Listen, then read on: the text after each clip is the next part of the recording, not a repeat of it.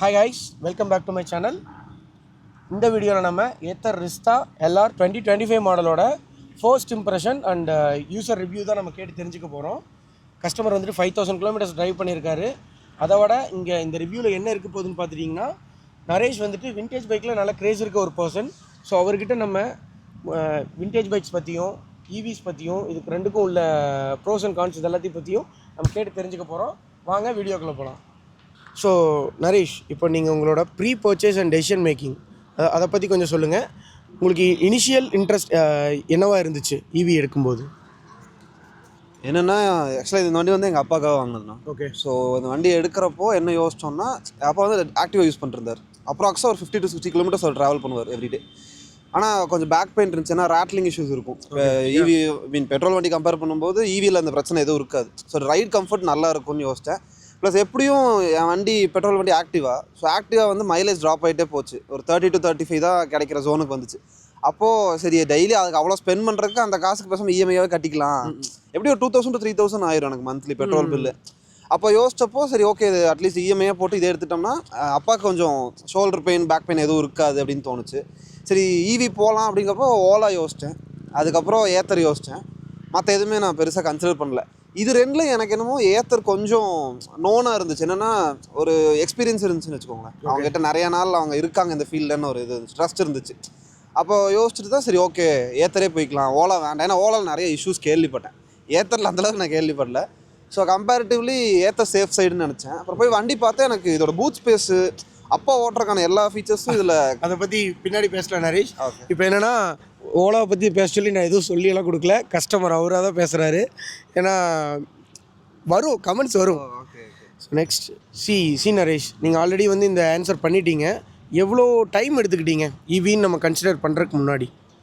நான் அப்ராக்ஸாக ஒரு 1 month எடுத்துக்கிட்டேன். 1 month. ஆக்சுவலாக நான் டிசைட் பண்ணிட்டேன் ஈவி எடுக்கலான்னு. சரி, வீட்டில் அப்பா அம்மாவெல்லாம் கொஞ்சம் கன்வின்ஸ் பண்ணுறதுக்கு யோசிச்சாங்க. ஏன்னா அப்போ ஈவி வந்து வண்டி எங்கேயாவது பேட்டரி இல்லாமல் நின்றுமா, தீந்து போய் நின்றுமா, அந்த மாதிரி ஒரு தாட் இருந்துச்சு. இருந்தாலும் அப்புறம் அப்படியே கன்வின்ஸ் பண்ணிட்டேன். நான் ரொம்ப குயிக்காக டெசிஷன் எடுத்துட்டேன் ஈவி போகலாங்கிறது. இல்லை, தப்பு சொல்ல முடியாது. அவங்களோட தாட்ஸ் வேறு மாதிரி இருக்கும், நம்மளோட தாட்ஸ் அது வேறு மாதிரி இருக்கும். இதுக்கு முன்னாடி நீங்கள் என்ன வெஹிக்கிள் வச்சுருந்தீங்க, அதை வாங்குறதுக்கு எடுத்திருப்பீங்க ஒரு சில டிசிஷன்ஸ். ஓகே, இப்போ இதுக்கு முன்னாடி நான் வந்து பார்த்திங்கன்னா என்டார்க் வச்சுருந்தேன். அது எடுக்கிறதுக்கு நான் ஒரு சில தாட் ப்ராசஸ் பண்ணியிருப்பேன். ஏத்தர் எடுக்கிறதுக்கு ஒரு சில தாட் ப்ராசஸ் பண்ணியிருப்பேன். அந்த மாதிரி நீங்கள் என்னென்ன பண்ணினீங்க? ஆக்சுவலாக நான் ஒரு 15 வருஷமாக ஒரு ஆக்டிவா வச்சுருக்கேன். அதே ஆக்டிவா தான் வச்சுருந்தேன். அதுக்கு முன்னாடி ஒரு ஆக்டிவா தான் வச்சுருந்தோம். அந்த ஆக்டிவா கொடுத்துட்டு அடுத்த ஜென் ஆக்டிவா வாங்கினோம். சரி, அந்த ஜென் ஆக்டிவா கொடுத்து திருப்பி ஆக்டிவா சைடே போக வேண்டாம். இப்போ ஸோ நீங்கள் வந்து ஆக்டிவா ஃபேமிலி? அப்போ ஆக்டிவா ஃபேமிலி. வீட்லேயே ஒரு 3 ஆக்டிவா இருக்கும். இப்போ கூட 2 ஆக்டிவா இருக்குது. ஸோ அதனால் ஆக்டிவாவே தான் யூஸ் பண்ணிட்டு இருந்தோம். ஒரு 20 இயர்ஸாக ஆக்டிவாக மாற்றிட்டு தான் இருந்தோம். சரி, ஆக்டிவா விட்டு வெளியே வருவோம் அப்படிங்கிறனால தான் சரி மாற்றிடலாம் அப்படின்னு சொல்லி தான். ஓகே. இப்போ நரேஷ், இப்போ நீங்கள் ஏத்தர் அப்படின்ட்டு இல்லை, ஒரு ஈவி எடுக்கலான்னு வந்ததுக்கப்புறம் கண்டிப்பாக யாராக இருந்தாலும் ஒரு ரிசர்ச் பண்ணுவாங்க, சில இன்ஃபர்மேஷன்ஸ் கேதர் பண்ணுவாங்க. அந்த மாதிரி நீங்கள் ஈவிஸ் பற்றி எங்கே இன்ஃபர்மேஷன்ஸ் கேதர் பண்ணிக்கிட்டீங்க? நெட்டில் ப்ரௌஸ் பண்ணேன், நிறைய ரிவ்யூஸ்லாம் பார்த்தேன், யூடியூப்பில் பார்த்தேன். நிறைய ரிவ்யூஸ் பார்க்குறப்போ எனக்கு வந்து நிறைய ஆப்ஷன்ஸ் இருந்துச்சு. இப்போ ஓலா போகலாம், அந்த மாதிரி ஓலா ஒரு ஆப்ஷன் இருந்துச்சு. மெயினாக நான் யோசிச்சது 2 வண்டி தான். ஸோ அப்படி யோசிக்கும்போது இந்த வண்டி ஏன் ஸ்பெசிஃபிக்காக சூஸ் பண்ணேன்னா, எனக்கு ஆக்டிவாக ஈக்குவலண்ட்டாக ஒரு வண்டி தேவைப்பட்டுச்சு. ஏன்னா இதோட ஃபஸ்ட் இந்த 450X யோசிக்கும்போது பூட் ஸ்பேஸ் இல்லை அதில். இந்த அளவுக்கு பெரிய பூட் கிடையாது. ஸோ எனக்கு என்ன தோணுச்சுன்னா, ஆக்டிவா ரீப்ளேஸ் பண்ணுதுன்னா ஆக்டிவாவை விட பெட்டராக ஒரு வண்டி இருக்கணும்னு தோணுச்சு. ஸோ இதில் வந்து அந்த பூட் ஸ்பேஸ் எனக்கு ரொம்ப பிடிச்சிருந்துச்சு. ஏன்னா அப்பா வந்து தினமும் ஏதாச்சும் ட்ராவல் பண்ணக்கூடிய ஆள், ஏதாவது கண்டிப்பாக அதில் வைப்பார். ஸோ அப்போ வந்து அவருக்கு யூஸ்ஃபுல்லாக இருக்குது. இப்போ நான் எடுக்கிற மாதிரி இருந்தேன், நான் பர்சனல் யூஸ்க்குன்னா 450X தான் போயிருப்பேன், இந்த பக்கம் வந்திருக்க மாட்டேன். ஆனால் அப்பாவுக்குங்கிறப்போ ஓகே, எனக்கு வந்து ஸ்பீடு கூட மேட்டர் இல்லை, எனக்கு பெட்டர் வந்து பூட் ஸ்பேஸ் இருக்கணும், நல்ல ஒரு ப்ராப்பராக ஒரு 100 கிலோமீட்டர் ரேஞ்ச் இருந்துச்சுன்னா போதும் அப்படின்னு தோணுச்சு. அப்போ அதை ரிஸ்டாக பார்த்தேன். ரிஸ்டாக பார்க்கும்போது எனக்கு வண்டியோட லுக்கும் ரொம்ப பிடிச்சிருந்துச்சு, கலர்ஸும் ரொம்ப நல்லா இருந்துச்சு. எனக்கு இந்த கலர் பார்த்தோன்னே ரொம்ப பிடிச்சி. Cardamom green. ஆமாம், கோயம்புத்தூர்லேயே ஒரு லெஸ் நம்பர்ஸ் தான் இருக்குது, less than 10 தான் இருக்குது கோயம்புத்தூரில். ஆமாம், நான் ரொம்ப ஸ்பெசிஃபிக்காக இந்த கலர் எடுத்தேன். ஓகே. ஸோ உங்களுக்கு ஒரு பிக்கஸ்ட் கொஷின் இருந்திருக்கும், இல்லை ஏதாச்சும் ஒரு கன்சர்ன் இருந்திருக்கும் ஈவி பற்றி நீங்கள் ரிசர்ச் பண்ணும்போது. ஸோ யாருக்காக இருந்தாலும் ஒரு சிலது தோணுமில்ல, அந்த மாதிரி உங்களுக்கு ஏதாச்சும் இருந்துச்சா? என்னென்னா இந்த பேட்ரி வந்து 2 இயர்ஸ்க்கு அப்புறம் பிரச்சனை வரும். இல்லை இப்போ ஒரு 5 இயர்ஸ் ஆச்சு, ஒரு 20-30,000 கிலோமீட்டர்ஸ் ஓட்டுறோம், அதுக்கப்புறம் பார்த்தீங்கன்னா பேட்டரியில் உங்களுக்கு நிறையா பிரச்சனை வந்துடும், வண்டி காஸ்ட் அளவுக்கு பேட்டரிக்கு செலவாயிரும் அப்படின்லாம் ரொம்ப பயமுறுத்தினாங்க. அப்புறம் வண்டியோட இனிஷியல் காஸ்ட்டே ரொம்ப ஜாஸ்தின்னாங்க. ஓகே. இப்போ யோசிச்சு பார்த்தா ஆக்டிவா இப்போ புதுசு நீங்கள் ஒன்று எடுத்தீங்கன்னா 1,20,000 வருது. அதை விட இது ஒரு 20,000 தான் ஜாஸ்தி. அதுக்கு நான் அந்த 20,000 ஜாஸ்தி போட்டு எடுத்துட்டு எனக்கு அதுக்கப்புறம் எனக்கு ஃபியூல் பில்லே வரப்போகிறது இல்லை. அடுத்த ஒரு 50,000 கிலோமீட்டர்ஸ்க்கு எனக்கு பெருசாக பேட்டரியே ஒரு பிரச்சனை வருதுன்னு வச்சுக்கோங்களேன். அது வரைக்கும் எனக்கு அது எந்த ஜோன்லையுமே பிரச்சனை வரப்போகிறது இல்லை. அதான் யோசிச்சு அப்போது எக்ஸலே இப்போ பார்த்தீங்கன்னா உங்களுக்கு 1,00,000 வந்துடுது எக்ஸல் 100. அதெல்லாம் யோசிக்கும் போது சரி அப்போ வை நாட் ஈவின்னு தோணுச்சு. அதனால தான் சரி ஓகே ஈவி போகலாம் அப்படின்னு. ஏன்னா எனக்கு ஈவி பர்சனலாக பிடிக்கவே பிடிக்காது. நான் ஈவிக்கு ரொம்ப அகெயின்ஸ்டாக இல்லை. ஈவி பக்கம் வருவேன் நான் நினச்சேன். சொல்ல வேண்டியதில்லை. அதான் என்ன தெரிஞ்சவங்க எல்லாத்துக்கும் தெரியும். ஏன்னா நான் எல்லாம் பழைய வண்டி எல்லாம் வச்சுட்டு இருக்கும்போது நான் ஈவி சைடே வரக்கூடாது. என்னென்னா நான் 2 ஸ்ட்ரோக் ஓட்டுறாளா, அதனால ஒரு இது இருக்கும் 2 ஸ்ட்ரோக்லாம் வச்சுட்டு வந்து ஈவி வாங்கவே கூடாது அந்த மாதிரிலாம். ஆனால் அப்புறம் யோசிச்சு பார்க்கும்போது சரி ஓகே எல்லா வண்டியும் வச்சிருக்கேன், ஒரு சேஞ்சுக்கு இது ஒன்று இருந்துச்சுன்னா கராஜில் அது ஒரு நல்லா இருக்குன்னு தோணுச்சு. சரி ஓகே வாங்கலாம் அப்படின்னு சொல்லி தான் முடிவு எடுத்தேன். மெயினாக யோசிச்சது பேட்டரிக்காக மட்டும்தான். ஆனால் அதுவும் எனக்கு ஒன்றும் பெரிய கன்சர்னாக தெரியல. அது ஒன்றும் அப்படி பயப்பட வேண்டிய விஷயம் இல்லைன்னு தோணுச்சு. இல்லை நான் ஒரு பாயிண்ட் ஆட் பண்ணுறேன். நான் வந்து 2021 லைக் 4 years பேக் நான் வண்டி எடுக்கும் பொழுது என்னோட Gen 2ஓட சேம் இதே 2.9 kW பேட்டரி வந்துட்டு பார்த்தீங்கன்னா சம்திங் லைக் 80K இருந்துச்சு. இப்போ நியூ பேட்டரியோட காஸ்ட் 50K. ஓவர் த 4 yearsல கிட்டத்தட்ட பார்த்தீங்கன்னா ஒரு 30-40% ஆஃப் த காஸ்ட், 40% தான், close to 38% of the cost வந்து ட்ராப் ஆயிருக்கு.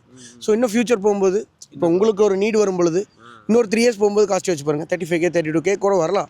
இப்போ இருக்க 32Kவோட காஸ்ட்டும் அப்போ இருக்க 32ஓட காஸ்ட்டும் ஈக்குவல் கிடையாது. ஸோ அதை பற்றி யோசிக்கிறது ரியல் கன்சர்னே கிடையாது, நீங்களாகட்டும் வியூவர்ஸ் ஆகட்டும். ஓகே நரேஷ், சில ஃபேக்டர்ஸ் வந்துட்டு உங்களை இன்ஃப்ளூயன்ஸ் பண்ணியிருக்கலாம்.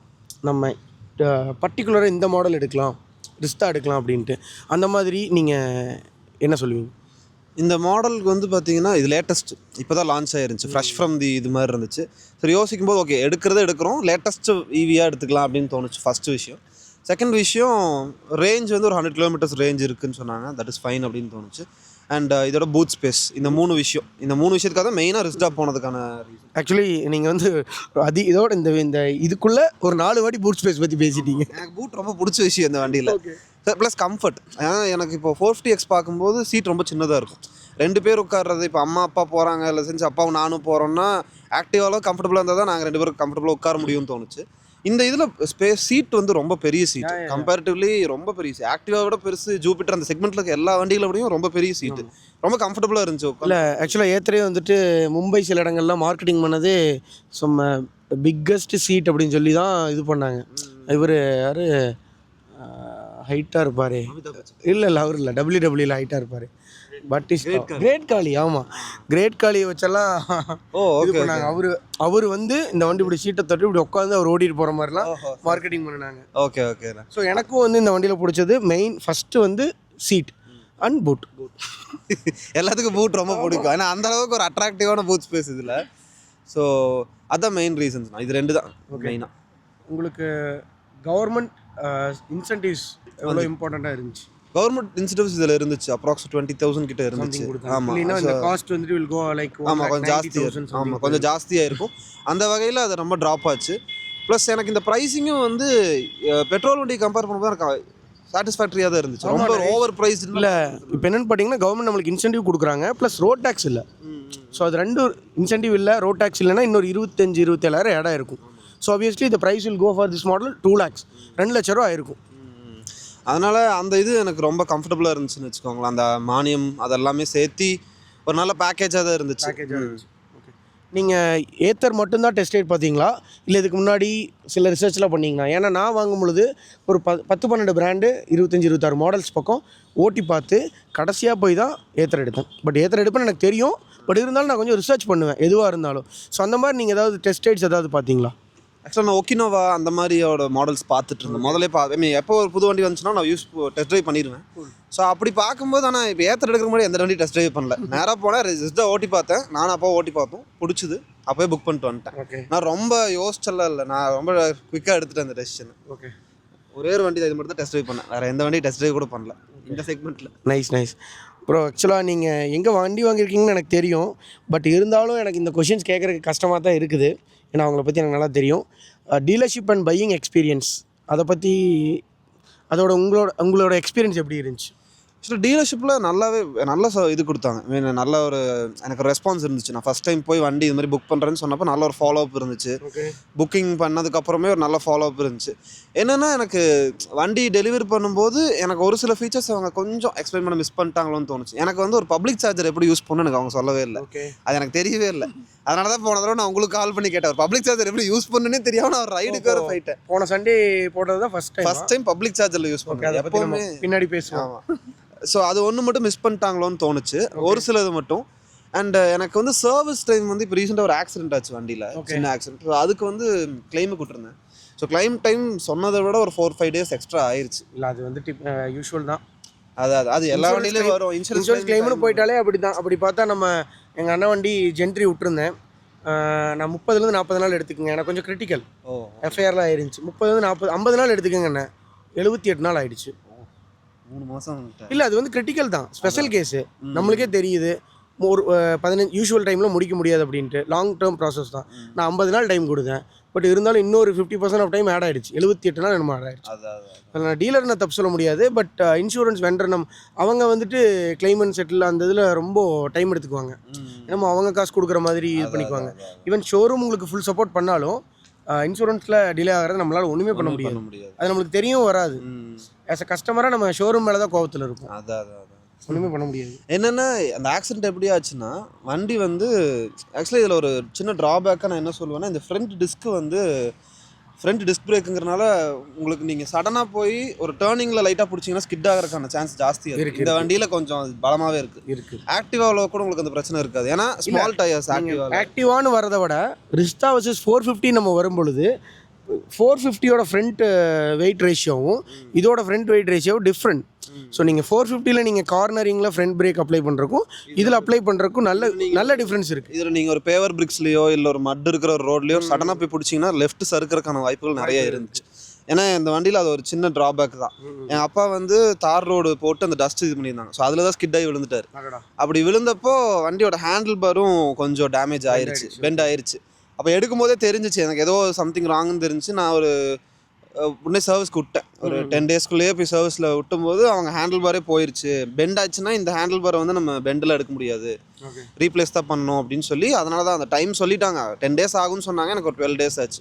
2 days எக்ஸ்ட்ராவாக ஆச்சு. சரி, இப்போ வந்துட்டு ownership and daily driving experience இதை பற்றி நம்ம கேட்டு தெரிஞ்சுக்கலாம். ஃபர்ஸ்ட் இம்ப்ரெஷன்ஸ்லேருந்து ஆரம்பிக்கலாம். நரேஷ், உங்களோட ஃபர்ஸ்ட் இம்ப்ரெஷன் என்ன ஈவி டிரைவ் பண்ணும் பொழுது?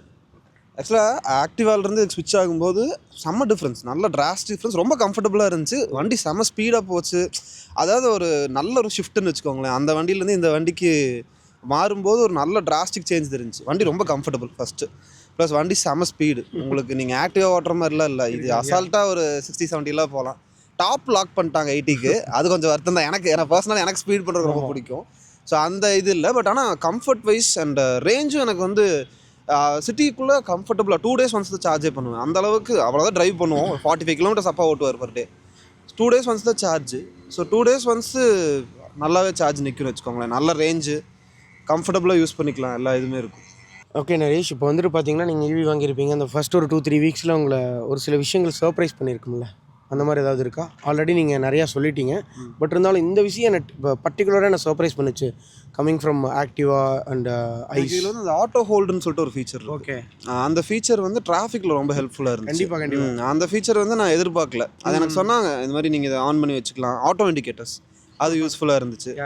அதெல்லாம் வந்து நான் ரொம்ப ஏன்னா ரெகுலராக 2 wheelers நிறைய ஓட்டுறதுனால இந்த ஃபீச்சர்லாம் இருந்தால் நல்லாயிருக்கும். நம்ம ஒரு ஃபீச்சர்ஸ் நினச்சிட்டு இருப்போம் இல்லையா, அது எல்லாமே இதில் இருந்தது எனக்கு கொஞ்சம் சாட்டிஸ்ஃபேக்டரியாக இருந்துச்சு. அந்த ஃபீச்சர் வந்து இந்த ஸ்கிட் கண்ட்ரோல் இருந்துச்சு. அந்த ஒரு ஃபீச்சர் ஆகட்டும், ஆட்டோ பிரேக் ஆகட்டும். ஆட்டோ பிரேக் எங்கே யூஸ் ஆகும்னா நம்ம சிக்னல்லாம் நிறுத்துவோம், நம்மளே அறியாமல் வண்டி லைட்டாக பின்னாடி போயிட்டே இருக்கும், டக்குன்னு பிரேக் பிடிச்சி பிரேக் ஆட்டோ ஹோல்டு சொல்கிறீங்க. ஆட்டோ ஹோல்டு சொல்கிறேன். ஸோ அந்த ஆட்டோ ஹோல்டு வந்து டிராஃபிக்லலாம் ரொம்பவே ஹெல்ப்ஃபுல்லாக இருந்துச்சு. ஸோ இந்த விஷயம்லாம் உங்களை சர்ப்ரைஸ் பண்ணுச்சு. அந்த இண்டிகேட்டர் விஷயம் 2010 பல்சர்லேயே இருக்குன்னு நினைக்கிறேன். 2010 பல்சர்லேயே இருக்கு. வந்து ஃப்ளாப் ஆயிருச்சு. அது வந்துச்சு. அதுக்கப்புறம் எந்த வண்டியிலுமே வரல. ஆமாம். அதுக்கப்புறம் எனக்கு தெரிஞ்சு ரிஸ்டால தான் இதில் இருக்கா 450X வந்து ஃபீச்சர் இருக்கு. ஆமாம், அப்போவே வந்துருச்சா? நீங்க 2019 வந்துருச்சு, ஃபர்ஸ்ட் ஜென்லேயே வந்துருச்சு. ஓகே. ஆனால் அதில் கொஞ்சம் டிலே இருக்குது. அது புதுசாக நீங்கள் ஃபர்ஸ்ட் ஓட்டும் போது உங்களுக்கு கொஞ்சம் கன்ஃபியூஸ் ஆகிட்டே இருக்கும். நிற்குமா நம்மளும் அந்த பட்டன் கிட்டே கை வச்சுட்டு இருக்கோம். ஆனால் கரெக்டாக ஆயிரும். ஓகே. அண்ட் இப்போ அடுத்து வந்துட்டு டிரைவிங் டைனமிக்ஸ் அண்ட் பெர்ஃபார்மன்ஸ் பற்றி பார்க்கலாம். எப்படி நீங்கள் ரேட் பண்ணுவீங்க? ஆல்ரெடி நீங்கள் சொல்லிட்டீங்க எக்ஸலரேஷன் பற்றி நீங்கள் நிறைய நான் கேட்காமே சொல்லிட்டீங்க. So EV acceleration and ice acceleration நீங்கள் எப்படி சிம்பிளாக அதை எக்ஸ்பிளைன் பண்ணுவீங்க? ஸோ ஈவி வந்து நீங்கள் சொன்ன மாதிரி நான் சொன்ன மாதிரி அப்படியே செம்ம டிராஸ்டிக்கான பவர் கிடைக்கும். பவர் பேண்டு பார்த்தீங்கன்னா இனிஷியல்லே நமக்கு ஹை பவர் ஜென்ரேட் பண்ண முடியும். அது ஐசி இன்ஜின்ஸில் அது முடியாது. நம்ம ஸ்லோவாக தான் ஸ்டார்ட் பண்ணி தான் கிராஜுவலாக போகிற மாதிரி தான் இருக்கும். இதில் இமீடியட் பவர் அண்ட் பிக்கப் கிடைக்குது. ஆனால் என்னென்னா எனக்கு இப்போ இந்த ரெண்டு பவர் மோட்ஸ் இருக்கு இல்லையா, அந்த 2 பவர் மோட்ஸில் டிஃப்ரென்ஸ் இருக்குது. ஜிப் மோடில் செம்ம ஸ்பீட் போகுது. பட் ஸ்மார்ட் மோடில் உங்களுக்கு அந்த அளவுக்கு நார்மல் ஒரு ஐசி இன்ஜின் மாதிரி இருக்குன்னு வச்சுக்கோங்க. டைம் எடுக்கும். ஆமாம். ரீஜெனரேட்டிவ் பிரேக்கிங்ஸ் யூஸ் பண்ணியிருக்கீங்களா? அதை பற்றி இப்போ எனக்கு அந்த மேஜிக் ட்விஸ்ட்னு சொல்லிட்டு இதில் ஒரு ஆப்ஷன் இருக்கு இல்லையா, அந்த இது பார்த்தீங்கன்னா நீங்கள் பிரேக்குக்கு பதில் அதை யூஸ் பண்ணலான்னு சொல்லி எனக்கு சொன்னாங்க.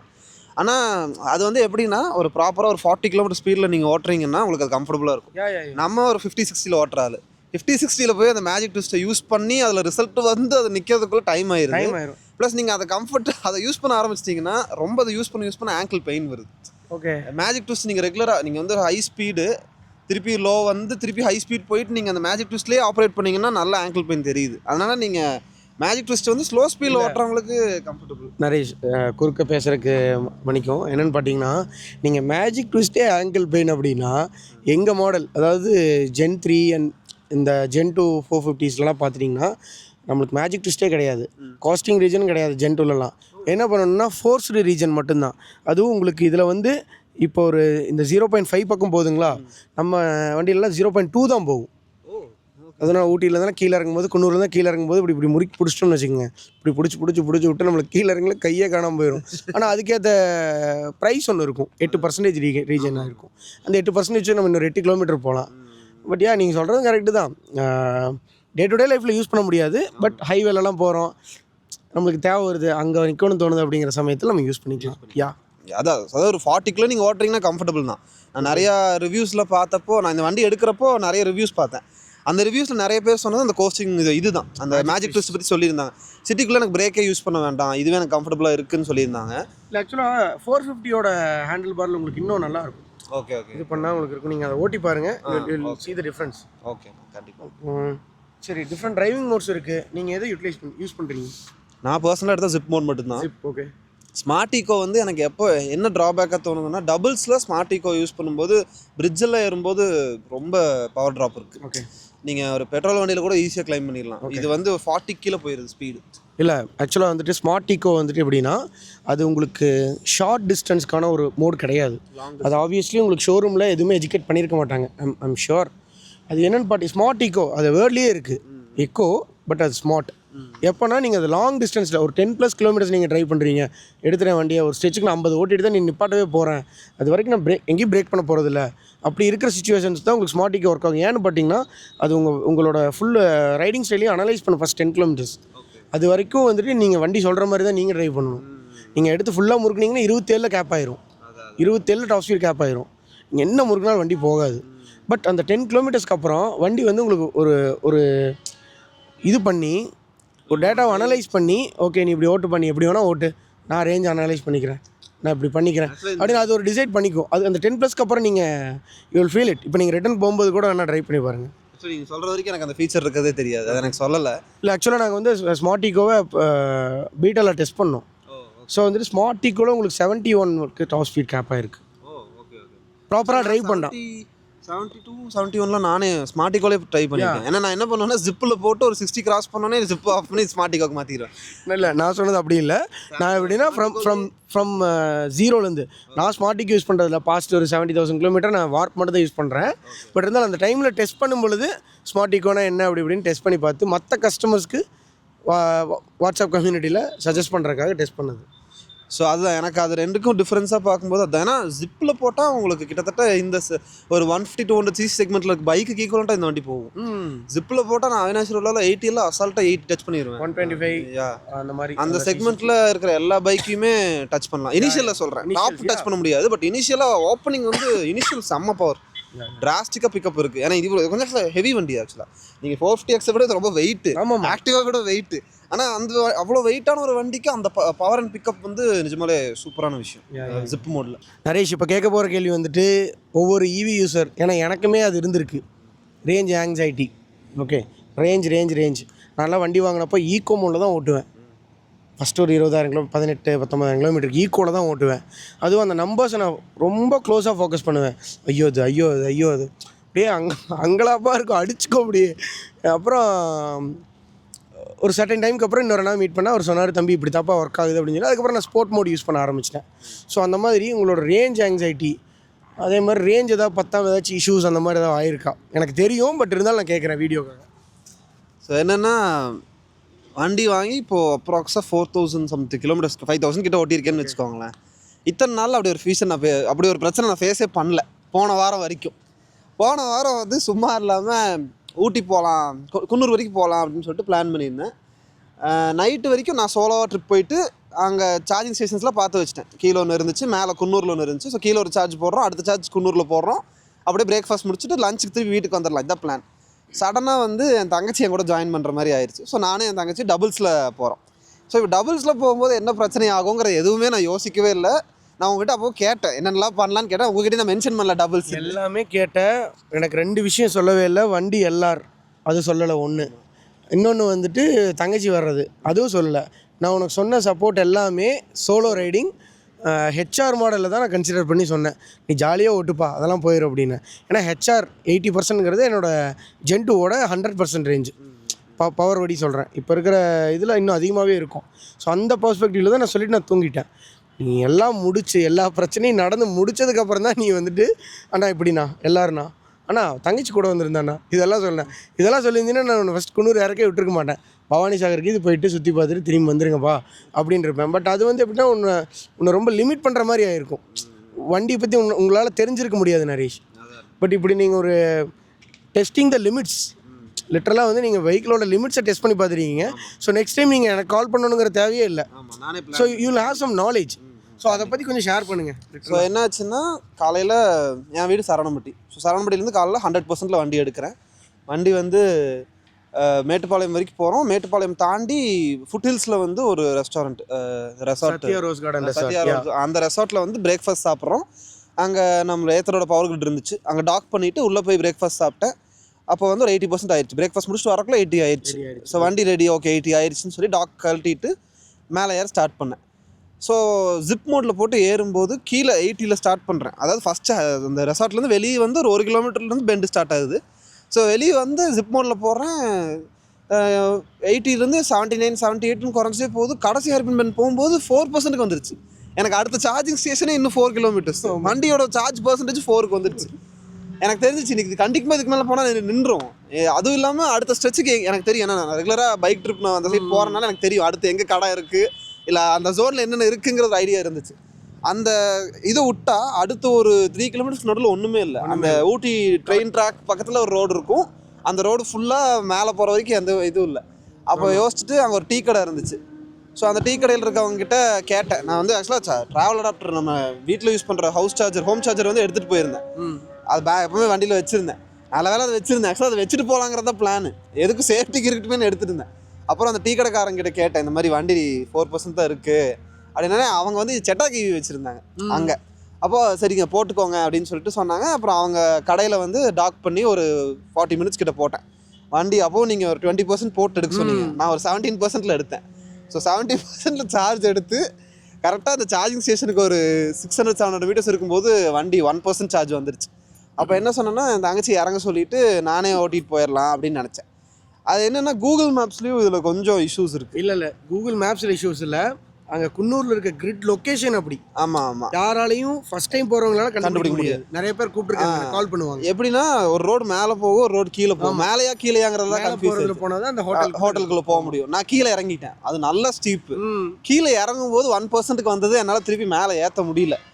இந்த வண்டி நின்றுச்சுன்னா இந்த வண்டியோட வெயிட் என்னன்னு உங்களுக்கு தெரியும். அந்த அளவுக்கு இந்த வண்டி ரொம்ப ஹெவியான வண்டி. நின்றுச்சுன்னா இந்த வண்டியை விட ஒரு 1.5 டைம்ஸ் வெயிட் ஃபீல் பண்ணுவீங்க. ஏன்னு பார்த்தா அது சிங்கிள் டிரைவ் இல்லை, டபுள் டிரைவ். இப்போ ஸ்கூட்டர் அதெல்லாம் பார்த்தீங்கன்னா சிங்கிள் டிரைவ் தான். ஒரு பெல்ட் தான் இருக்கும், ஒரு செயின் தான் இருக்கும், நம்ம தள்ளிட்டு போயிடலாம். பட் இதில் வந்து பார்த்தீங்கன்னா டியூயல் பெல்ட்டு. ஸோ நீங்கள் அந்த ஃபுல் பவரையும் நீங்கள் ப்ரொடியூஸ் பண்ணி தான் ஆகணும். அப்போ தான் வந்து வீல்ஸ் மூவ் ஆகும், புல்லிஸ் மூவ் ஆகும், வீல்ஸ் மூவ் ஆகும். ஸோ அப்புறம் நானே தங்கச்சி தள்ளி அப்புறம் ஒரு பாயிண்ட் வரைக்கும் நான் தள்ளிட்டு போனேன். திருப்பி அங்கே ஒரு மேட்டுக்கு மேலே என்னால் சோலோவை ஏற்றவே முடியல. அப்புறம் என் தங்கச்சி நான் 2 பேரும் சேர்ந்து தள்ளி கரெக்டாக அந்த டாக்குக்கு போய் போகிறோம். அங்கே ஒரு வண்டி ஆல்ரெடி சார்ஜ் ஆகிட்டு இருந்துச்சு.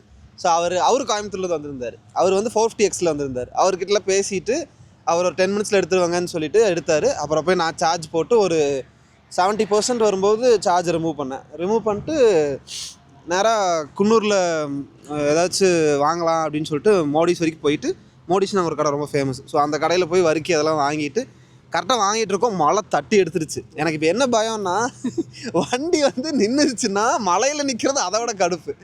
அப்போது ரொம்ப பயந்துட்டு சரி ஓகே என்ன ஆனாலும் பரவாயில்ல கிளம்பலாம், இதுக்கு மேலே இங்கே வெயிட் பண்ணால் தான் பிரச்சனை, குன்னூர்லேருந்து கீழே இறங்க ஆரம்பிச்சிடலான்னு சொல்லி அப்படியே அந்த மலையிலே இறங்க ஆரம்பித்தேன். பரவாயில்ல ஃபஸ்ட் பெண்ட் வரும்போது மழை சுத்தமாக நின்றுச்சு. ஸோ டவுன் ஹில் வரும்போது கோஸ்டிங் ரீஜன் வந்து அப்போ தான் எனக்கு செம்ம ஹெல்ப்ஃபுல்லாக இருந்துச்சு. நான் வந்து 70ல் எக்ஸாக்டாக 70ல் டாக்கை கழட்டுறேன். நான் அந்த இது இறங்கி வரும்போது 68க்கு வந்துருச்சு. நான் மோடிஸ் வந்து வண்டி எடுக்கும்போது 68% வண்டியோட சார்ஜ்.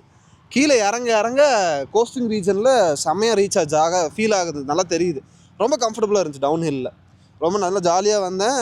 கீழே வரும்போது 78 வந்துருச்சு. 68லேருந்து 78 வந்துருச்சு. 10% ரீஜன் ஆயிடுச்சு. ஆனால் நான் வேணுனே ஸ்லோவாக தான் ஓட்டினேன். வண்டி நான் த்ராட்டிலே கொடுக்கல. ஸ்மார்ட் எக்கோவில் போட்டு த்ராட்டில் கையே வைக்கல, லைட்டாக இவ்வளோ ட்விஸ்ட் அவ்வளோதான். அதுக்கு மேலே ஒரு இன்ச் கூட அதை கொடுக்கல. ஆனால் வண்டி ஒரு 45-50 தான் இறக்குனேன். ஸோ நல்ல அந்த ரீஜன் ஃபீல் ஆச்சு. ஆமாம், நல்ல ரீஜன் ஃபீல் ஆச்சு. ப்ளஸ் கொஞ்சம் டிராஃபிக் இருந்துச்சு கீழே இறங்கும்போது. ஆனால் அந்த ஸ்பீட் கம்ஃபர்டபுளாக இருந்துச்சு. 10% ரீஜனுங்கிறது நம்ம ஃபாஸ்ட் சார்ஜிங்கில் அந்த இதை பண்ணோம்னா ஒரு 8 நிமிஷம் 7 நிமிஷம் ஆகும். நம்ம ஏற்றருக்கு ஒரு 8 ரூபா கொடுக்கணும். ஆமாம், ஆக்சுவலாக அது கீழே வரும்போது நல்லா 78 வந்துருச்சுன்னா ஸோ அதுலேருந்து அவ்வளோதான், நான் ஸ்டாப் வீட்டுக்கே வந்துட்டேன். ஒரே சார்ஜ் தான், அதே சார்ஜில் வீட்டுக்கு வந்துட்டேன். அதுக்கப்புறம் கொஞ்சம் ஸ்பீட் எடுக்க முடிஞ்சுச்சு. ஏன்னா போகும்போது கொஞ்சம் பயந்து தான் போனேன். 50க்கு மேலே ஓட்டல, 50-55 தான் மெயின்டைன் பண்ணேன். வீட்டிலேருந்து கிளம்பும்போது ரிட்டர்ன் வரும்போது 60-70 தான் வந்தேன். 60-65-70 அந்த ரேஞ்சில் தான் வந்தேன். கரெக்டாக வீட்டுக்கு வரும்போது 15% சார்ஜ் பேலன்ஸ் இருந்துச்சு.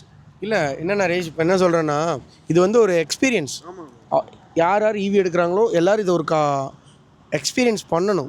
ஏன்னா என்னோடய எக்ஸ்பீரியன்ஸ் ரொம்ப மோசமானது. நான் வந்துட்டு ஃபஸ்ட் டைம் கோவா போகும்போது வெறும் ஸ்லோ சார்ஜருக்கு ஹெவி ரெயின், ரெட் அலர்ட், கும்டாவில் வந்துட்டு ஒரு இடத்துல 100 மீட்டர் ஸ்லோப்பில் வந்து கீழே இறக்கிட்டேன். ட்ரை ஆகிடுச்சாங்க போயிட்டாங்க, கீழே யாருமே ஹெல்ப் பண்ணல. அது பெரிய பிரச்சனை, நக்சல்ஸ் ஏரியா. ஸோ அப்புறம் திருப்பி நான் ஏற்றணும், திருப்பி மேலே ஏற்றி எனக்கு மூச்சு வாங்குது. அன்டைம் நைட்டு 10-10:30 மணி ரோட்டில் உட்காந்துருக்கேன், பெருமூச்சு வாங்குது.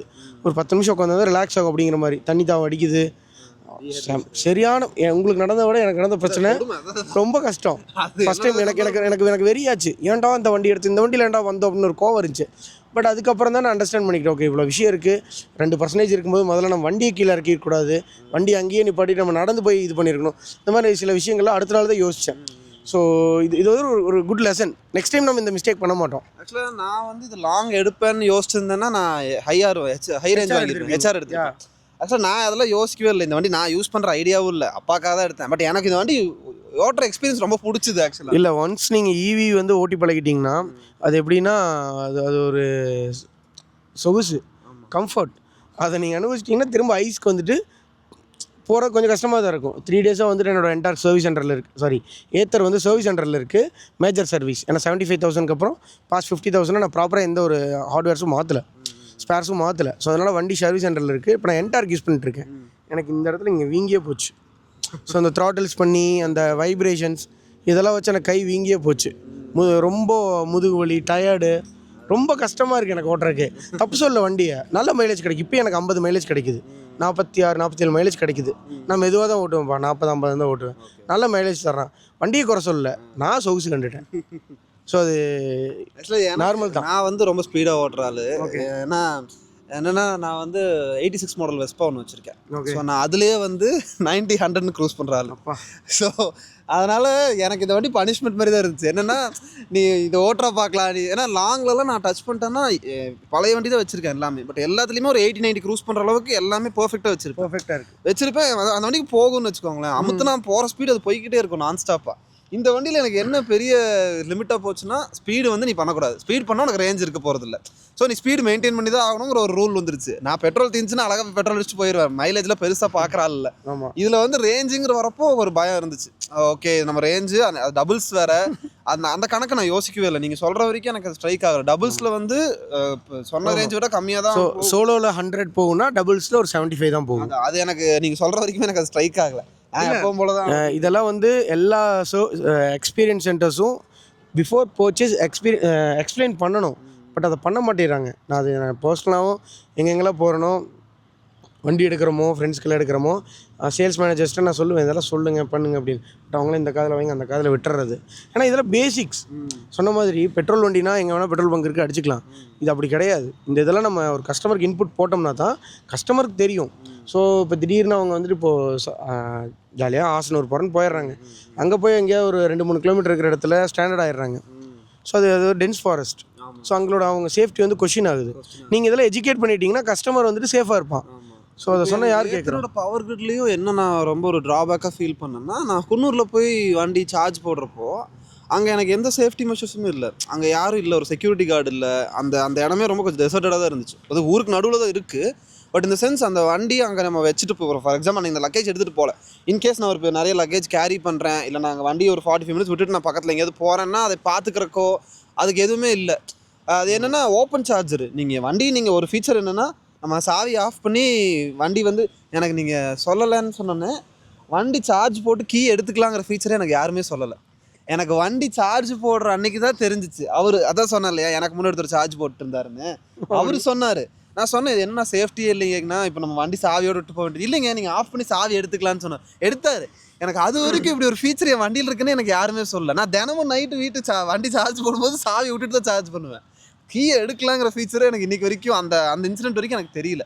ஸோ அதெல்லாம் எனக்கு சொல்லியிருக்கணும், அவங்க யாரும் சொல்லலை.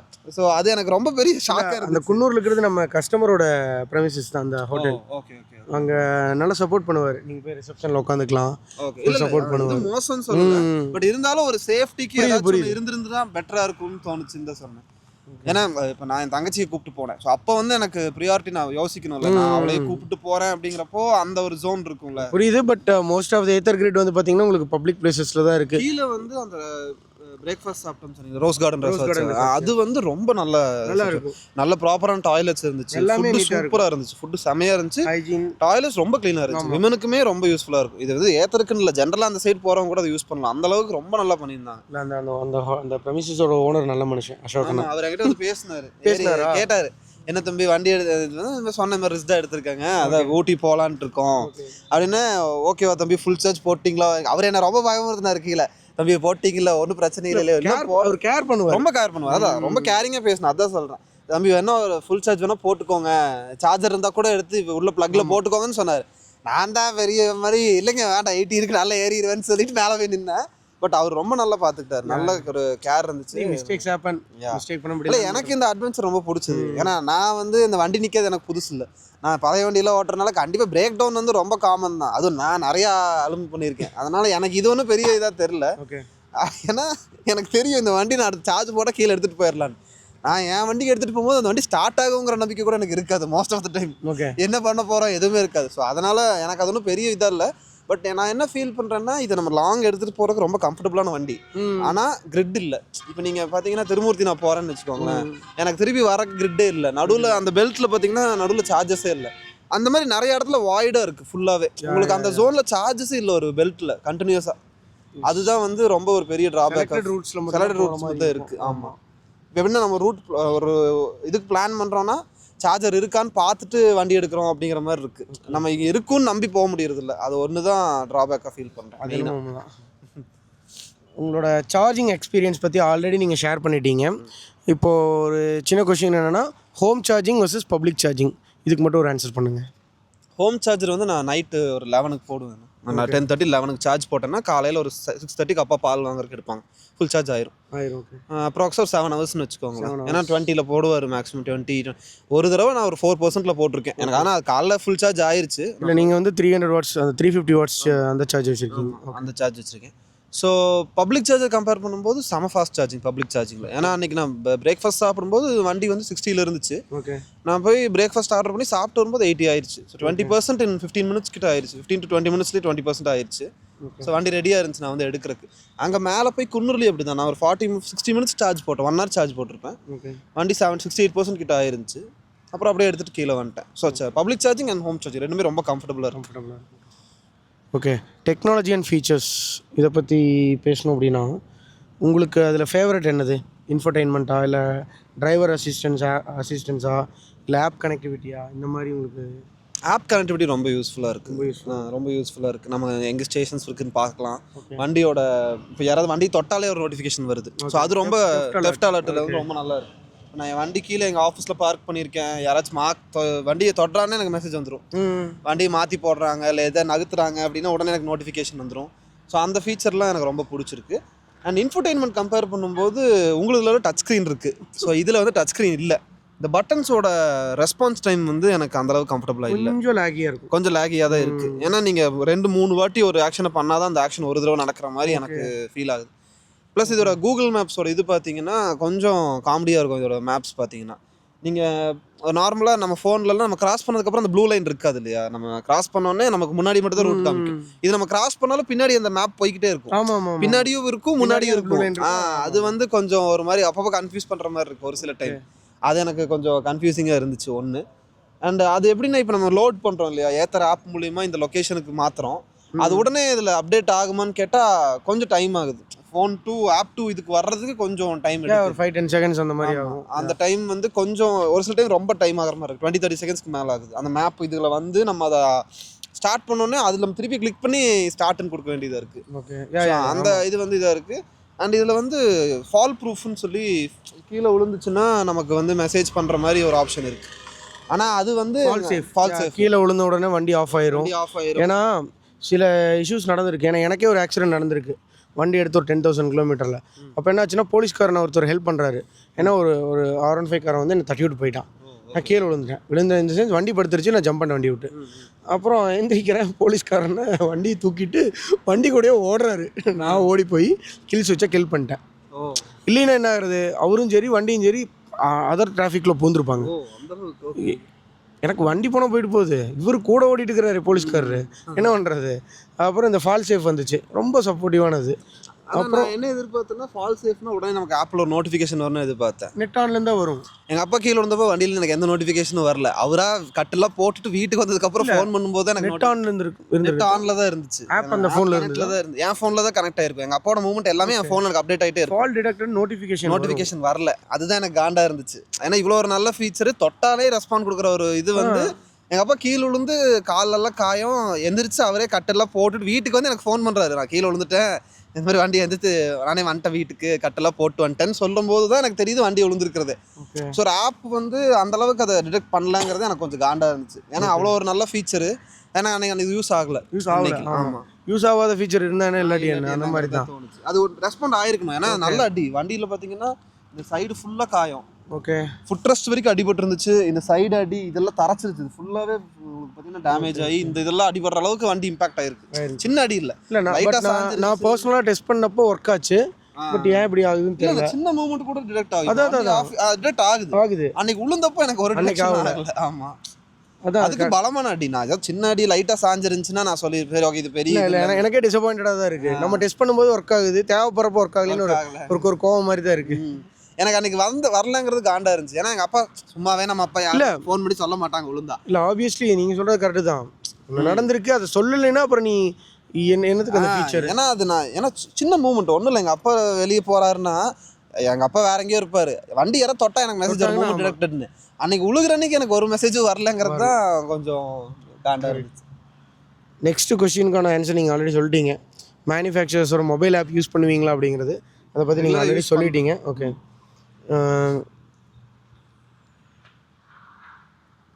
ஓகே, இதெல்லாம் இது பண்ணிக்கங்க. ஓகேவா,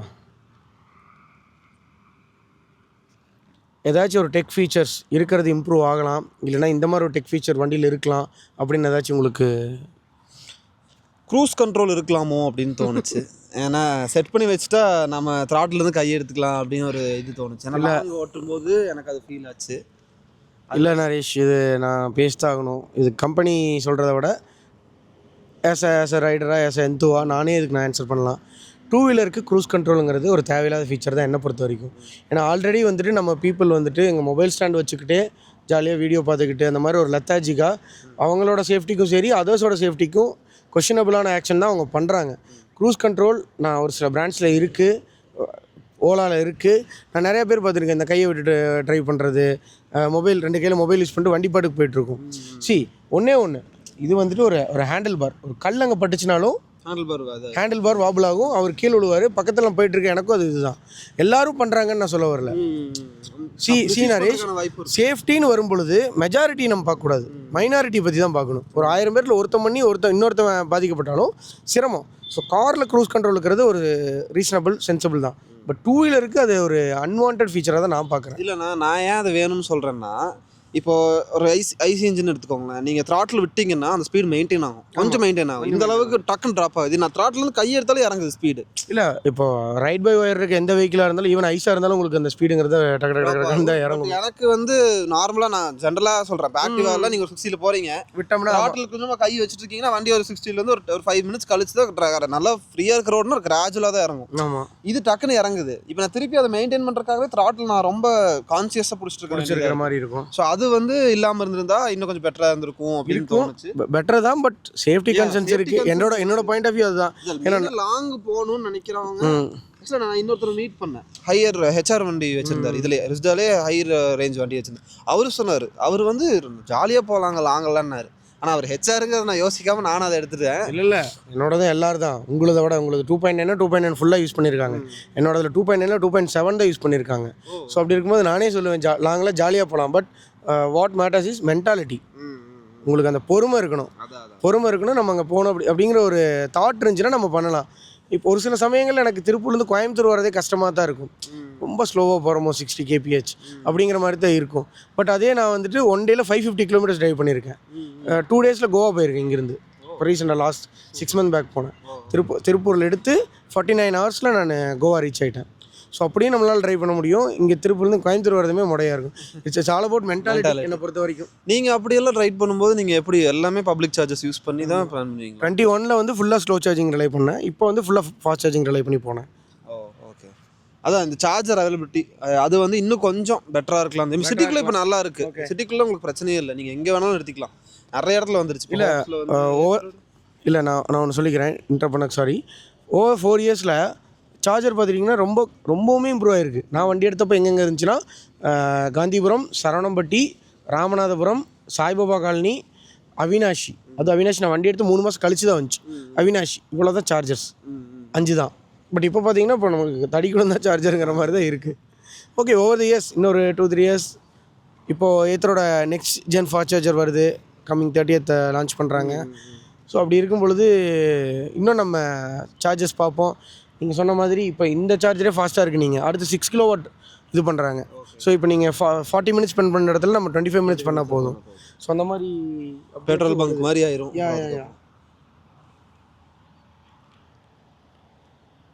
சாஃப்ட்வேர் அப்டேட்ஸால் ஏதாச்சும் உங்களுக்கு இம்பாக்ட்ஸ் ஆகிருக்கா? ஏன்னா ஒரு சிலராக வந்து நான் திடீர்னு கிளம்பலான்ட்டு இருந்தேன், டக்குனு சாஃப்ட்வேர் அப்டேட் வந்துடும், 1/4 மணி நேரம் வெயிட் பண்ணி தான் போகிற மாதிரி இருந்துச்சு. அந்த மாதிரி ஃபீச்சர் அந்த மாதிரி எதுவும் ப்ராப்ளம் ஃபேஸ் பண்ணல. ஆனால் என்ன ஃபேஸ் பண்ணேன்னா, ஆக்சுவலாக வண்டி நான் எடுத்தப்போ நல்லா இருந்துச்சு ரொம்ப. இப்போ ஸ்மார்ட் எக்கோ மோட்லேயே எனக்கு நல்ல பவர் கிடச்சிட்டு இருந்துச்சு. இப்போ ரீசெண்டாக வந்து அப்டேட்டுக்கு அப்புறம் ஸ்மார்ட் எக்கோலேயே எனக்கு பவர் ட்ராப் ஆகிருக்கோன்னு ஒரு ஃபீல் இருக்குது. அண்ட் அதுக்கப்புறம் என்ன, சில டைம் டிஸ்பிளே வந்து ஆட்டோமேட்டிக்காக இதாகுது, பிளாங்க் ஆயிரும். ஒன்று கீ ஆஃப் பண்ணதுக்கப்புறம் டிஸ்பிளே எரிஞ்சிட்டே இருந்துச்சு, ரொம்ப நேரம் எரிஞ்சிட்டு இருந்துச்சு டிஸ்பிளே. அது ஒரு இது இருந்துச்சு. அப்புறம் வண்டி கீ ஆன் பண்ணிட்டு டிஸ்பிளே ஆஃப் ஆயிடுச்சு. ரேஞ்சும் தெரியல, ஸ்பீடும் தெரியல. நான் குத்துமதிப்பாக தான் போய்கிட்டு இருக்கேன். ரொம்ப நேரம் ஆச்சு, ஒரு 30 minutes கிட்ட ஆச்சு அது ரிகவர் ஆகிறது. 3 தடவை ஆஃப் பண்ணி ஆன் பண்ணதுக்கப்புறம் தான் சரியாச்சு. ஸோ அது வந்து எனக்கு ஒரு ட்ராபேக்காக ஃபீல் பண்ணேன், அந்த அப்டேட்ஸில் வர இஷ்யூஸ் அதெல்லாம் அப்படின்னு ஃபீல் பண்ணேன். ஸோ வண்டியில் வந்து எனக்கு சார்ஜர் கொடுத்துருந்தாங்க வண்டியோட. நான் வாங்கினேன் ஒரு ஆக்சரியாக சொல்லி. கொஞ்சம் எனக்கு ஆக்சரிஸும் எக்ஸ்பிளைன் பண்ணிக்கலாமோன்னு தோணுச்சு. இப்போ என்னென்னா, நான் வண்டிக்கு வந்து இந்த கார்டு பார்த்தீங்கன்னா இப்போ தான் போட்டேன். ஆக்சிடென்ட் ஆனதுக்கப்புறம் தான் இந்த கார்டு போட்டேன். ஆக்சுவலாக நான் கார்டு போட சொல்லி அவங்க அட்வைஸ் பண்ணாங்க. நான் தான் சரி, ஆக்சுவலாக என்னென்னா ஏத்தரில் எல்லா ஆக்சரிஸுமே கொஞ்சம் காஸ்ட்லியாக தான் இருக்குது. அதை ஒத்துக்கிட்டு தான் ஆகணும். ஏன்னா இந்த காஸ்ட்லி தான், ஒரு சிலதெல்லாம் வந்து ரீசனபிளாக இருக்கும், ஒரு சிலதெல்லாம் காஸ்ட்லி. அந்த ஃப்ரண்ட்டில் அந்த வைக்கிற ஃப்ரங்க்கு, இந்த பாடி கார்டில் ஒரு 1500 கொடுக்கலாம். சம்திங் லைக் 3.5 வருது, 1500 கொடுக்கலாம். அதை விட எனக்கு அநியாயமாக தோணுது வந்து இந்த ஃபுட் ரெஸ்ட் தான். இது 2500 rupees இந்த ஃபுட் ரெஸ்ட் மட்டும். 500 இல்லை 2200. 2200. பட் அது அலுமினியம் குவாலிட்டி நல்லா இருக்கும். ஒரு 1500னா ஒரு நல்ல காஸ்ட்டு. அது ஓகே. ப்ளஸ் அது ஒரு ஆக்சரியாக கொடுக்குறது கொஞ்சம் எனக்கு கஷ்டமாக இருக்குது. ஏன்னா அது ஒரு பேசிக் ஃபீச்சர். 2 பேர் உட்கார எல்லாத்துக்குமே அது ஒரு மஸ்டான ஃபீச்சர். அதை ஒரு தனி ஃபீச்சராக விடும்போது பீப்புள் அதை யோசிப்பாங்கள்ல. ஏன்னா முதலையே ஈவி வர்றக்கு ஒரு யோசனை இருக்குது. வண்டி விலை ஜாஸ்தி, பேட்டரி போயிடுது, எல்லாம் யோசிக்கிறவங்க இது என்னப்பா இது ஃபுட் ரெஸ்ட் 2000 ரூபா கொடுத்து வாங்குறதான்னு கண்டிப்பாக எல்லாரும் யோசிப்பாங்க. என்னோட ரெஃபரன்ஸில் போகிறவங்களுக்கு நான் வந்து அதை காம்ப்ளிமெண்ட்ரியாக பண்ணித்தர சொல்லி அட்வைஸ் பண்ணிகிட்ருக்கேன். பண்ணியும் தராங்க கோயம்புத்தூர் ஆனமலைஸில். ஓகே. ஸோ அது எனக்கு அது தோணுச்சு. அண்ட் வந்து ஒரு மொபைல் சார்ஜர் ஒன்று வாங்கியிருந்தேன். அது வந்து 1000 rupees வந்துச்சு. நான் வண்டி எடுக்கிறப்போ அது வாங்கினேன். ஏன்னா நான் எங்கேயா யூஸ் பண்ணும்போது அப்பா பெருசாக யூஸ் பண்ண போகிறதில்ல. பட் நான் பர்சனலாக யூஸ் பண்ணும்போது எனக்கு ஐஃபோனுக்கு சார்ஜ் பண்ணணும். ஏன்னா மேக்ஸிமம் அதில் சார்ஜ் நிற்காது. அந்த நிற்காதப்போ இதில் இந்த மாதிரி ஒரு ஃபீச்சர் இருந்தால் ஏன்னா ஃபாஸ்ட் சார்ஜிங் சூப்பராக சார்ஜ் ஆகுது. இல்லை நானே இப்போ தான் டெஸ்ட் பண்ணேன். என் ஃபோன் 80 வாட் சப்போர்ட் இருக்குது. என்னோட பிரிக்கு வந்து பார்த்தீங்கன்னா 2500 3000 பக்கம் வருது. பட் இதில் வந்து வெறும் 1000 ரூபாய்ங்கிறப்போ எனக்கு ஃபாஸ்ட் சார்ஜிங் சப்போர்ட் ஆகுது. எனக்கு அது பெரிய சர்ப்ரைஸ் இருந்துச்சு. இப்போ தான் நான் டெஸ்ட் பண்ணி பார்த்தேனே, ஃபோன் கனெக்ட் பண்ணி பார்த்தேன்ல. ஸோ அந்த ஃபீச்சர் ரொம்ப யூஸ்ஃபுல்லாக இருக்குது. ஏன்னா அது எனக்கு லாஸ்ட் சர்வீஸில் வண்டி கொடுக்கும்போது எனக்கு அது ஒர்க் ஆகலை. அதை நான் சொல்லி இப்போ ரீசன்ட் சர்வீஸில் தான் ஃபிக்ஸ் பண்ணாங்க. அது ஏதோ ஜெல் மாதிரி உள்ள அந்த சார்ஜிங் டாக்குக்கும் வண்டியோட அந்த கனெக்டருக்கு நடுவில் ஏதோ ஒரு ஃப்ளூயிட் மாதிரி இருந்துச்சு. ஏதோ அவங்க க்ளீன் பண்ணும்போது ஏதோ இதாக இருக்குன்னு நினைக்கிறேன். ஸோ அதை க்ளீன் பண்ணி சரி பண்ணி கொடுத்தாங்க. அதுக்கப்புறம் இப்போ கம்ஃபர்டபுளாக இருக்குது வண்டி. இப்போது நல்லா இருக்குது ஓட்டுறதுக்கு. ஓகே. இப்போ நெக்ஸ்ட்டு வந்து பார்த்தீங்கன்னா we are already close to conclusion. நான் இப்போ வந்துட்டு practicality and lifestyle impact நான் இருக்க கொஷின்ஸ் நான் சொல்லிடுறேன். நீங்கள் ஒன் ஷார்ட்டில் ஆன்சர் பண்ணிடுங்க. ஈவி வாங்கினதுக்கப்புறம் உங்களோட daily routine and travel habits மாறி இருக்குதா? அடுத்து வந்துட்டு ஈவி ஆல்ரெடி நீங்கள் இதை பற்றி நிறைய பேசிட்டீங்க. உங்கள் வெஹிக்கிளோட கார்கோ ஸ்பேஸ், பூட் ஸ்பேஸ், அதோட யூசஸ் ஆல்ரெடி நீங்கள் நிறைய வாட்டி சொல்லிட்டீங்க. அது ஒரு ஷார்ட் அண்ட் ஸ்வீட்டாக முடிச்சுக்கோங்க. அப்புறம் வண்டி ஈவினாலே உங்களுக்கு அந்த ஒரு அமைதியாக இருக்கும். அந்த அமைதி வந்து உங்களோட டிரைவிங் இதை ஸ்பாயில் பண்ணுதா? அப்புறம் எனி ரோட் ட்ரிப்ஸ் ஆல்ரெடி நீங்கள் ரோட் ட்ரிப்ஸ் பற்றி பேசிட்டீங்க. We may skip that road trips topic. And cost of maintenance and service இதை பற்றி இந்த எல்லாத்துக்கும் ஒரு ஷார்ட் அண்ட் ஸ்வீட்டாக முடிச்சிங்கன்னா நல்லாயிருக்கும். ஸோ டெய்லி டிரைவிங் ஹேபிட்ஸ் மாறி இருக்கான்னு கேட்டால் அப்படியெல்லாம் ஒன்றும் இல்லைண்ணா. நார்மலாக எப்போ ஓட்டுற வண்டி மாதிரி தான் இருக்குது. ரொம்ப பெரிய ஆங்ஸைட்டியோ இல்லை பயமோ அப்படிலாம் இல்லை. சொன்ன போனால் எப்போ ஓட்டுற வண்டியை விட இதில் தாராளமாக ஓட்டுற மாதிரி தான் இருக்குது. இல்லை நரேஷ் மாறி இருக்குதா இந்த சென்ஸ்? நீ இப்போ பெட்ரோல் பைக்னால் நீங்கள் வந்துட்டு ஒரு டெய்லி 50 தான் ஓட்டுறேன், இது ஓட்டும் பொழுது எனக்கு 10-15 கிலோமீட்டர் சேர்ந்து ஓடுது, அது எனக்கு பெருசாக தெரில, அந்த மாதிரி ஏதாவது மாறி இருக்கா? அதான் இப்போ எனக்கு 100 கிலோமீட்டர்ஸ்குள்ளே நான் யோசிக்கவே மாட்டேன். இப்போ கோயம்புத்தூருக்குள்ளே இருக்கேன்னா எப்படி சுற்றினாலும் நான் ஒரு 50 கிலோமீட்டர்ஸ் திருப்பி வந்துடுவேன். அதனால் நான் சார்ஜ் பற்றியோ இல்லை இப்போ பெட்ரோல் போடணுமேங்கிற இது இல்லை. நம்ம தாராளமாக எடுத்துகிட்டு போகலாம் எங்கே வேணால். அண்ட் அது எனக்கு ஒன்றும் ரொம்ப ஹெல்ப்ஃபுல்லாக தான் இருக்குது சொல்ல போனால். டெய்லி டிரைவிங்க்கு ரொம்ப கம்ஃபர்டபுளாக இருக்குது. பூட் ஸ்பேஸ் பற்றி நீங்கள் நிறைய சொல்லிட்டேன். வேண்டாம் சொன்னேன்னா அப்புறம் ஏதோ நான் மார்க்கெட்டிங் பண்ணுற மாதிரி இருக்குது பூட் ஸ்பேஸ்க்கு. அப்புறம் அந்த இது வெஹிக்கிள் ஈவினாலே ஒரு இது இருக்கும், சத்தம் இல்லாமல் ஓடும். அது உங்களோட ரைடிங் ஏதாவது அஃபெக்ட் பண்ணியிருக்கா? எனக்கு அது பர்சனலாக கொஞ்சம் பிடிக்கல இந்த சென்ஸ். கொஞ்சம் அமைதியாக இருக்குது. ஏன்னா நான் 2 ஸ்ட்ரோக்ஸ் ஓடிட்டு இருக்கேன் ரெகுலராக. 2 ஸ்ட்ரோக்ஸ்னால் லவுடாக இருக்கும் அந்த வண்டி. எப்பவுமே இந்த சத்தம் இருந்தால் தான் ஒரு எனர்ஜின்னு வச்சுக்கோங்க. எனக்கு அந்த சவுண்டு தான் ஒரு வைப்பு. நம்ம த்ராட்டில் கொடுக்க அந்த வைப் அந்த சவுண்ட் ஜாஸ்தியாக ஒரு பெரிய ஒரு இது கிடைக்கும். ஓகே. இல்லை இந்த வண்டியில் இல்லை ஏத்தர் வந்து அமைதியாக இருக்குன்னு சொன்ன முதல் கஸ்டமர் எனக்கு தெரிஞ்சு நரேஷ் தான். ஏன்னா வந்து அந்த வீன்னு ஒரு சவுண்ட் கேட்கும். அதை நிறைய பேர் என்கிட்ட கம்ப்ளைண்ட்டாக சொல்லுவாங்க, வண்டி சத்தம் கேட்குது. பட் அது வந்து அவங்களோட ஆக்சுவலாக டிவிஎஸ் ஐக்யூப்ல அதுலலாம் இல்லை. ஆக்சுவலாக எங்கள் நெய்பர் ஒருத்தர் வச்சிருந்தார். அவர் வண்டியில் சவுண்டே இல்லை. எனக்கு அதை பார்க்கும்போது எனக்கு இந்த சவுண்டு பெருசு இல்லை. ஏன்னா நான் 2 ஸ்ட்ரோக் ஓட்டுறேன். எனக்கு இந்த பயங்கர சவுண்டு இதுவே ஒரு சவுண்டு இல்லை தான். ஆனால் அந்த வண்டியில் சவுண்டே இல்லை. அவர் அதான் சொன்னார், உங்கள் வண்டியில் இந்த சவுண்டு வரும், என் வண்டியில் இந்த சவுண்டு வராது அப்படின்னு சொன்னார். ஆனால் லுக் வைஸ் பார்த்தா ஐக்யூப் வந்து எனக்கு ரொம்ப நார்மலாக தான் ஃபீல் ஆச்சு. இது நல்ல ஒரு ஸ்டைலிஷான டிசைன் சொல்ல போனால். செமையான டிசைன் இது யாருக்கிட்டையும் இந்த அளவுக்கு ஒரு நல்ல ஒரு கம்ஃபர்டபுளான ஒரு ரொம்ப ஸ்டைலான வண்டி பார்க்கறதுக்கு. ஃபேமிலிக்காக லான்ச் பண்ணது. ஒரு ஹஸ்பண்ட் ஒய்ஃப் அந்த ஸ்டைல் வந்து நல்லா மெயின்டைன் பண்ணிருக்காங்க. ஆமாம். இப்போ நீங்கள் 4TX வந்து எப்படி ஒரு யங்கான ஒரு ஈவியோ, இது வந்து ஒரு ஃபேமிலி பட் இருந்தாலுமே ஒரு ஸ்டைலிஷான ஈவின்னு தான் சொல்லுவேன். எனக்கு ரொம்ப பிடிச்சிருந்துச்சு இந்த வண்டியோட லுக்கு. எனக்கு வந்தப்போ ரொம்ப பிடிச்சிருந்துச்சு. அது வந்து ஐக்யூப்லலாம் அந்த லுக் இல்லை, எனக்கு பிடிக்கல. ஐக்யூபோட லுக் எல்லாம் அது ஜூபிட்டர் மாதிரியே தான், ஜஸ்ட் லைக் ஜூபிட்டர். ஆமாம், அதே இதுக்கு சும்மா இது மட்டும் மாற்றிருக்காங்க. ஆக்சுவலாக ஐக்யூப் நான் ரொம்ப வருஷமாக பார்த்துட்டு இருக்கேன். நான் வந்து ஹொசூரில் வந்து இன்டர்ன் பண்ணியிருந்தேன். ஸோ இன்டர்ன் பண்ணப்போ நான் சொல்ல 2021 அப்போவே அந்த வண்டி டெஸ்டிங்கில் இருந்துச்சு. நாங்கள் ஹொசூர் போனப்போலாம் நிறைய அவங்களோட ஒர்க்கர்ஸ் எல்லாத்துக்குமே கொடுத்துருந்தாங்க. அங்கே எங்கே பார்த்தாலும் நீங்கள் ஐக்யூப் பார்க்கலாம். ஐக்யூப் ரொம்ப நாளாக டெஸ்டிங்கில் இருந்து தான் வண்டி இது கொண்டு வந்திருந்தாங்க. ஸோ பட் எனக்கு ஐக்யூப் ஆனால் எனக்கு அந்த அளவுக்கு அட்ராக்டிவாக ஃபீல் ஆகலை. அட்லீஸ்ட் இப்போ ஏற்றுறக்காச்சும் இந்த கிரிட் இருக்குது. டிவிஎஸ்க்கு அத்தனை கிரிட் இருக்கா என்னன்னே தெரியல ஆக்சுவலாக. No grids. அதுவும் இல்லாமல் இப்போ எனக்கு என்ன எஜுகேட் பண்ணலன்னா ஓலாவுக்கு இதுக்கும் காமன் சார்ஜர் இல்லையா? அதோட சார்ஜர் நம்ம இது போட முடியும்? இல்லை அப்படி இல்லை. காமன் சார்ஜஸ் இல்லையா? ஏத்தர் அண்ட் ஹீரோ 2 பேரும் வந்து ஷேர் பண்ணுறாங்க காமன் சார்ஜஸ். ஓகே. அது வந்து ஏன் இப்போ யூனிவர்சலாக பண்ணாமல் இருக்காங்க? ஃபார் எக்ஸாம்பிள் இப்போ ஈவின்னு கார்ஸ்ன்னு எடுத்துக்கிட்டிங்கன்னா நீங்கள் நெக்ஸான் சார்ஜ் போடுற இடத்துல எம்ஜி சார்ஜ் போடலாம். ஸோ அந்த மாதிரி எல்லாம் இல்லை. அது என்னென்னு பார்த்தீங்கன்னா இப்போ இது வந்துட்டு இப்போ இந்தியாவோட ஸ்டாண்டர்ட் சார்ஜர் இருந்தால் கவர்மெண்ட் அனௌன்ஸ் பண்ணியிருக்குது LECCS லீக்ஸ்ன்னு சொல்லிட்டு. சேம் வந்துட்டு இதே அதை வந்துட்டு மேட்டர் யாரா யூஸ் பண்ணுறாங்க, மேட்டர் EV அவங்க யூஸ் பண்ணுறாங்க. யார் இப்போ தான் சொன்னேனே ஹீரோ விட யூஸ் பண்ணுறாங்க. நான் ஏத்தரோட இன்வெஸ்டர். அதே மாதிரி எல்லா பிராண்ட்ஸும் யூஸ் பண்ணலாம். பட் இது கொஞ்சம் காஸ்ட்லி. ஒரு பீஸ் 3000 ரூபாய் வருது அப்படின்னா அவங்கெல்லாம் யூஸ் பண்ணுறது வந்து டைப் 2ன்னு நினைக்கிறேன். ஓலா, சிம்பிள் 1, அப்புறம் அல்ட்ரா வயலட் இவங்கெல்லாம் யூஸ் பண்ணுறது இன்னொரு டைப் 2ன்னு நினைக்கிறேன். அதே மாதிரி இந்த சிம்பிள் 1, ஓலா, அல்ட்ரா வயலட் அப்புறம் இன்னொன்று 2 பிராண்ட்ஸ்லாம் வந்து பார்த்திங்கன்னா டைப் 2 சார்ஜஸ் யூஸ் பண்ணுறாங்க.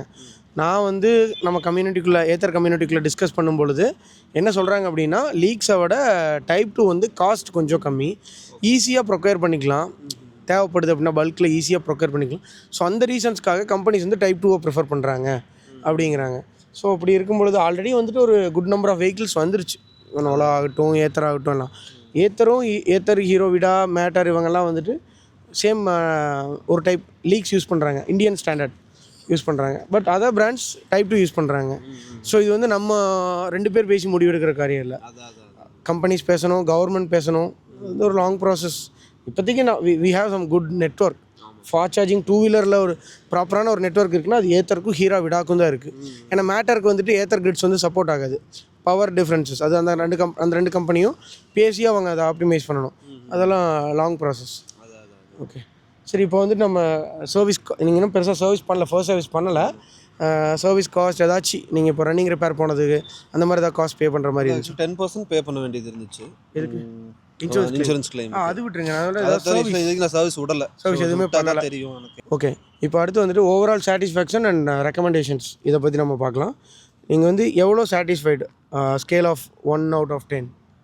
நான் வந்து 8ன்னு சொல்லுவேன். 8 குட் நம்பர். என்னென்னா சிட்டிக்குள்ளே தான் ஓட்டுவீங்க. நான் லாங் எடுக்க மாட்டேன். எனக்கு சிட்டிக்குள்ளே வேணும். நான் டெய்லி ஒரு 100 kilometers ஓட்டுவேன் அப்படின்னா எனக்கு சாலிடாக 90 கிடைக்குது. நான் அமுத்துறமுத்துக்கே எனக்கு ஒரு 85 to 90 கிடைக்குது. ஜிப்பில் போட்டு அமுத்தினால ஒரு 80 கிடைக்கும் கண்டிப்பாக. நல்ல ரேஞ்ச் தான். அண்ட் அந்த ஸ்பீடில் நான் நல்ல ஸ்பீடு எடுக்க முடியுது. எனக்கு சிட்டிக்குள்ளே நான் அக்ராஸ் தி சிட்டி ஈஸியாக டிராஃபிக்கில் பூந்து போயிட முடியுது. ஓகே. ஏன்னா இது வண்டி வெயிட்டாக இருந்து லென்த்தாக இருந்தாலுமே சிட்டி டிராஃபிக்குள்ளே உங்களுக்கு ஓட்டும் போது ரொம்ப கம்ஃபர்டபுளாக இருக்குது. எர்கோனாமிக்ஸ் வந்து வண்டியோட கண்ட்ரோல் அண்ட் இது வந்து ரொம்ப நல்லா இருக்குது. ஸோ அதெல்லாம் கம்பேர் பண்ணும்போது ரொம்ப நல்லா இருக்குது. அதனால தான் 8 to 10 8 கொடுக்குறேன் out of 10க்கு. ஓகே. யூ ஆர் சாட்டிஸ்ஃபைடு தான். அந்த ரெண்டு ஏன் கம்மியாக கொடுக்குறேன்னா இந்த வண்டியோட ஒரு சில மக்கார் பண்ணுற ஃபீச்சர்ஸ். இப்போ இந்த இன்ஃபர்டைன்மெண்ட் சொன்னேன் இல்லையா, டச் ஸ்க்ரீன் இல்லை, பட்டன்ஸ் வந்து அந்த அளவுக்கு எனக்கு கம்ஃபர்டபுளாக இல்லை. டச் கேப்பபிலிட்டிஸ் இருக்குது, இவங்க டிசேபிள் பண்ணி வச்சுருக்காங்க. இந்த கம்யூனிட்டியில் பேசி அதை எனபிள் பண்ண சொல்லுவோம். Why not? அது ஒரு ஃபீச்சரு. ப்ளஸ் எனக்கு சர்வீஸ் வந்து என்ன சொல்கிறதுனா, இப்போ லாஸ்ட் டைம் நான் ஒரு சர்வீஸ்க்காக விட்டேன். இன்சூரன்ஸ் கிளைம் அப்போ வண்டி சர்வீஸ்க்கு விட்டேன். அப்போ வந்து அவங்க அந்த சர்வீஸ் அந்த பிரச்சனையை சரி பண்ணவே இல்லை. எனக்கு அப்படியே கொடுத்துட்டாங்க. வண்டியோட இஷ்யூஸில் வண்டி டேமேஜ் ஆனதெல்லாம் ரீப்ளேஸ் பண்ணிட்டாங்க. நான் மெயினாக சொன்ன இஷ்யூ வந்து எனக்கு ஃபிக்ஸ் பண்ணவே இல்லை. திருப்பி நான் எடுக்கும்போது எனக்கு அதே ஃபீல் தான் இருந்துச்சு. அப்புறம் திருப்பியும் அவங்க ராஜதுரைஸ்லேயே வேறு பிரான்ச்சில் நான் விட்டேன். ஸோ அப்போ அவங்க ஃபிக்ஸ் பண்ணி கொடுத்துட்டாங்க. ஸோ அங்கே வந்து உடனே ஒரே நாள்லேயே எல்லாம் ஃபிக்ஸ் பண்ணி கொடுத்துட்டாங்க. ஓகே. ஸோ ஐ திங்க் நீங்கள் வந்து ராம்நகரில் விட்டுருப்பீங்க, பீலமேட்டில் விட்டு சரி பண்ணியிருப்பீங்க. ராம்நகரில் இருக்கிறதுக்கு எல்லாம் கொஞ்சம் ஃப்ரெஷ் எம்ப்ளாயிஸாக இருக்கலாம், பீலமேட்டில் இருக்கிறது எக்ஸ்பீரியன்ஸ். ஸோ பீலமேட்டில் அவர் வந்து சூப்பராக பண்ணி கொடுத்தாரு. எனக்கு நல்லா உடனே கண்டுபிடிச்சிட்டாரு என்ன ஃபால்ட்டு. ஆஷிக் அவர் வந்து வண்டி ஒரு செகண்ட் தான் பார்த்தாரு. நான் சொன்னேன் இந்த மாதிரி எனக்கு ஹேண்டில் பார் வந்து டைட்டாக இருக்குது, ஒரு டர்ன் எடுத்து நான் ஸ்ட்ரைட் பண்ணுறக்குள்ள எனக்கு வண்டி ரொம்ப ஹெவியாக ஃபீல். இல்லை ஆஷிக் நல்ல நாலேஜ். ஆமாம், வண்டி ஒரு செகண்ட் எடுத்தாரு, வண்டி ஸ்டாண்டில் வச்சு இப்படி திருப்பினாரு. ஓகே. ரேசர் கிட் டைட்டாக இருக்குது, வேறு எந்த பிரச்சனையும் இல்லை, நீங்கள் ஈவினிங் வந்து வண்டி எடுத்துக்கோங்கன்னாரு. காலைல 10 o'clock விட்டேன், ஈவினிங் 4 o'clock வண்டி எடுத்துட்டேன். ஓகே. ஸோ அந்த அளவுக்கு கம்ஃபர்டபுளாக தான். ஓகே. ஸோ இதை ரெக்கமெண்ட் பண்ணுவேண்ணா அப்படின்னு கேட்டால் தாராளமாக ரெக்கமெண்ட் பண்ணுவேன். கண்டிப்பாக நீங்களே கேட்டீங்க, நான் கேட்கலான்னு. என்ன இந்த வண்டியில் என்ன you love most about this vehicle அப்படின்னா? இந்த வண்டியோட பர்ஃபார்மன்ஸ் எனக்கு ரொம்ப பிடிக்கும். ரேஞ்ச் அண்ட் பர்ஃபார்மன்ஸ் கம்பேரிட்டிவ்லி அது ரொம்ப நல்லா இருந்துச்சு. ஏன்னா ரொம்ப நல்ல ஸ்பீடு எடுக்க முடியுது நம்மளால. ஒரு 80க்குள்ளே தான், பட் இருந்தாலும் நமக்கு அந்த இனிஷியல் எக்ஸலரேஷன் வேணும், பர்ஃபார்மன்ஸ் தானே வேணும். டாப் ஸ்பீட் வேண்டாம். The vehicle should be quick, not fastங்கிற மாதிரி. It is very quick. Torque is good. Torque is very good.